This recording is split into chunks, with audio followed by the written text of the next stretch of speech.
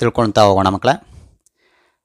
ಬಿಡಿ ಸ್ಥಾನದಲ್ಲಿ 3 ಇದ್ದಾಗ 2 ಅಂಕಿಯ ಸಂಖ್ಯೆಯನ್ನು ನಾವು ಯಾವ ರೀತಿ ವರ್ಗಗೊಳಿಸಬಹುದು ಅನ್ನೋದನ್ನು ಈ ಒಂದು ವಿಡಿಯೋದಲ್ಲಿ ತಿಳ್ಕೊಳ್ಳೋಣ.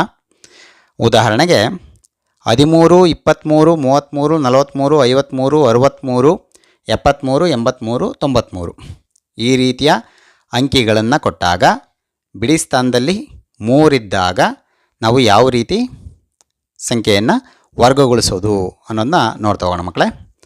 ಒಂದು ಉದಾಹರಣೆನ ತೊಗೊಂಡಿದ್ದೀನಿ. 83ರ ವರ್ಗವನ್ನು ನಾವಿಲ್ಲಿ ಕಂಡುಹಿಡಿತಾ ಹೋಗೋಣ. 83ನ ಹಾಗೆ ಬರ್ಕೊಂಡಿದ್ದೀನಿ ನೋಡಿ ಮಕ್ಕಳೇ. 83ರಲ್ಲಿ ಬಿಡಿ ಸ್ಥಾನದಲ್ಲಿರುವಂತಹ ನಂಬರ್ ಯಾವುದು? 3. ಈ 3ಅನ್ನು ನಾವು ವರ್ಗಗೊಳಿಸಿದ್ರೆ ಎಷ್ಟು ಬರುತ್ತೆ ಮಕ್ಕಳೇ? 9 ಬರುತ್ತೆ.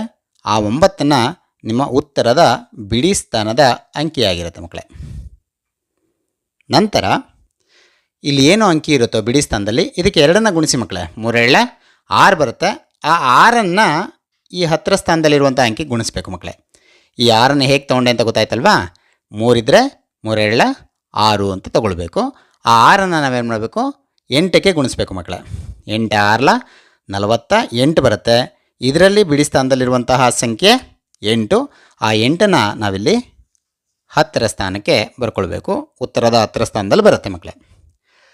ನಂತರ ಉಳಿದಿರುವಂತಹ ದಶಕ 4 ಇದೆಯಲ್ವಾ, ಇದು ಮುಂದಿನ ಹಂತಕ್ಕೆ ಹೋಗುತ್ತೆ ಮಕ್ಕಳೇ. 3ನೇ ಹಂತ ಯಾವುದು ಅಂದರೆ 8ಅನ್ನು ವರ್ಗಗೊಳಿಸ್ಬೇಕು ಮಕ್ಕಳೇ. 8ಅನ್ನು ವರ್ಗಗೊಳಿಸ್ಬೇಕು. 8 8 64 ಬರುತ್ತೆ.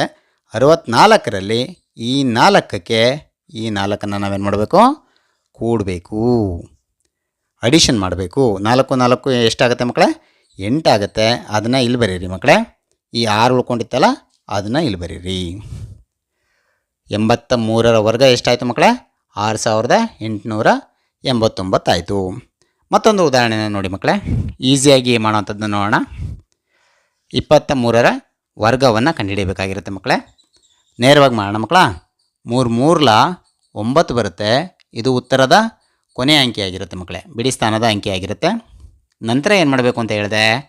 ಈ 3 ಇದ್ದರೆ 3ಕ್ಕೆ 2ನ್ನು ನಾವು ಗುಣಿಸ್ಕೊಳ್ಬೇಕು. 3 6 ಆಯಿತು. ಆ 6ಅನ್ನು ಈ 2 ಗುಣಿಸ್ಬೇಕು ಮಕ್ಕಳೇ. 6 ಎಷ್ಟು? 12. 12ಕ್ಕೆ 2ನ್ನ ಇಲ್ಲಿ ಬರೀರಿ. ದಶಕ 1 ಹಾಗೇ ಇರುತ್ತೆ ಮಕ್ಕಳೇ. ಈಗ ಈ 2ಕ್ಕೆ ವರ್ಗಗೊಳಿಸಿ. 2 2 4. ದಶಕ 1 ಇತ್ತಲ್ಲ, 4 1 5 ಆಯಿತು ಮಕ್ಕಳೇ. 529 ಅನ್ನೋದು 23ರ ವರ್ಗ ಆಗಿರುತ್ತೆ. ಇದೇ ರೀತಿ ಮುಂದಿನ ಎಲ್ಲ ಅಂಕಿಗಳನ್ನ ನೀವು ಒಂದು ಸಲ ಪ್ರಯತ್ನ ಮಾಡಿ ಮಕ್ಕಳೇ.